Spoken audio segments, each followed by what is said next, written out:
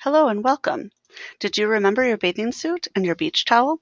We are going to go swimming in the SAMR swimming pool today as we explore this framework for technology education.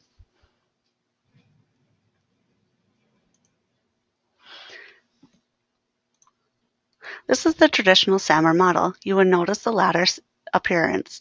S is for substitution at the bottom level. A is for augmentation at the next level. M is for modification at the next level. And R is for redefinition at the top level. Well, I think the SAMR model is an excellent framework for tech integration. I do not like the latter format. When I first learned about the SAMR model, we were told to try to stay above the line. Many teachers were very concerned because they did not know how to get above the line, and they were uncomfortable committing to stay above the line. A couple years ago, I was at a TIES event when I heard Mr. Carl Hooker introduce his SAMRSwimmingPool model. At that moment, I knew that this is how this great framework should be explored. Strap on your floaties and put your goggles on. We are jumping into the SAMR swimming pool during this presentation. This is an example of 3 different activities that most of us do or have done that do not utilize technology. I would like you to keep this as your base as we go swimming in the SAMR swimming pool. Think about a worksheet or graphic organizer that you have done with your students. Maybe writing on just a whiteboard with whiteboard markers and an eraser. Taking a paper and pencil test. We're going to start in the kiddie pool, which is substitution. Ready to dip your toes into educational technology? Remember our base lessons, and now we're going to go through some different examples of substitution. So think of that worksheet or graphic organizer that you would print off on the copy machine. Now think about scanning those same worksheets into the copy machine, but emailing them to yourselves.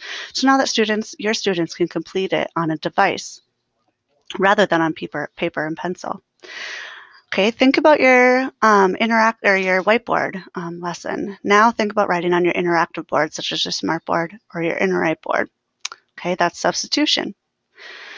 Think about that test that your students took using paper and pencil. Now students can take a test on a device, and you as a teacher would be correcting answers off the results spreadsheet. That is substitution. So next we're going to get into the shallow end of the pool. We can still touch the bottom of the pool the whole time. Our feet can be firmly planted if we choose to do that. So again, remember your base lesson. I want you to think about that paper and pencil worksheet.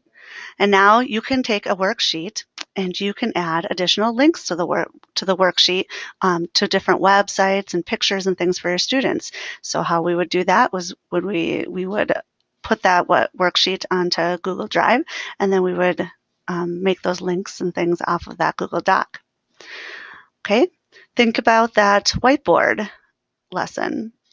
Now, instead, students interact with the material on the board and help facilitate the learning. So instead of the teacher being the only one at the interactive board, now we have several students that are interacting up at the board and able to interact with those lessons. Okay, think about your paper and pencil tests that we've all given. Now, teachers can use a tool such as Flubaroo to automatically correct the tests. So you may give a test as a Google form, and then you set up Flubaroo as an add-on, which will then record the answers for you and grade it for you. Next, we're going to jump into the deep end. We can no longer keep our feet firmly planted on the bottom of the pool. Our head may go underwater at times, but we will probably bob back up. So I want you to think about that base lesson again. You had a worksheet, paper and pencil worksheet, or graphic organizer. Now, with technology, students demonstrate their knowledge of the content using multimedia tools. So instead of a worksheet or graphic organizer, they may write a script for a video, or make music on GarageBand or Musical.ly, or develop a Google slideshow, or any of a number of other multimedia tools that they would be able to utilize. They're showing you the same demonstration of learning, just with technology multimedia tools.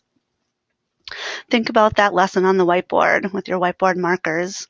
Now, your students may create that interactive material to share with their peers. So So now we're moving away from the teacher creating the material to the students creating the materials and showing them up on the interactive board. All right, and last, think about your paper and pencil test. Instead of a traditional paper and pencil test, teachers now may use a tool such as Flubaroo, again, with Google Forms, to automatically correct the test and set it up to automatically send the students the results. Yep, you heard me right. So the Flubaroo will not only grade it and give you the results on a spreadsheet, you may also set it up so that it will automatically send the results to the students. Immediate feedback for our students. That is modification. All right. Now let's climb up to the top of the diving board, and we're going to take a dive into the pool with redefinition. We can feel the wind as it hits our face, and we know that we have nothing to hold on to at this point, but we also know that it is very exciting to be jumping off the diving board. So again, I'd like you to think about your base lessons, your paper and pencil worksheet or graphic organizer. In redefinition, students an example may be that they are creating a website or blog to share their demonstration of knowledge with others and get feedback. Okay, so they are putting it out for the whole world to see and give them feedback, not just the teacher in the classroom. Think about your whiteboard with your whiteboard markers. Now, students are creating activities on their mobile device, and they're either sharing it with their peers or they put it on the display to interact with it as a class. So it really becomes one-on-one learning. And now think about your paper and pencil test. So instead of a teacher creating the Google form as a test, you may consider having students create the Google forms that they then share out with their peers. So they are creating the quizzes or tests based on their knowledge, and they're getting that important feedback from their peers on whether the questions and answers are correct. We have now been in the water for a while with the SAMR swimming pool. We need to remember to get out of the pool and take a break. Not only do we need that break, but our students do as well.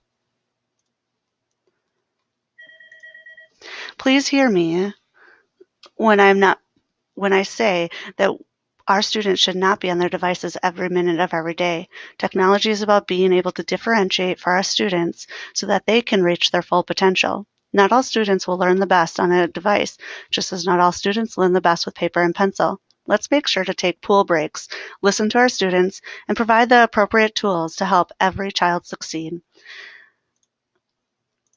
I hope that this was beneficial for you first to start to look at a technology education integration framework, specifically looking at the SAMR swimming pool. I briefly gave you ideas on how each of the different levels would look in a classroom. I'm excited to offer opportunities for you to attend specific content classes this summer at the Brainerd Learning Institute, which will focus on how it impacts your content specifically or your grade level specifically, taught by teachers in our district.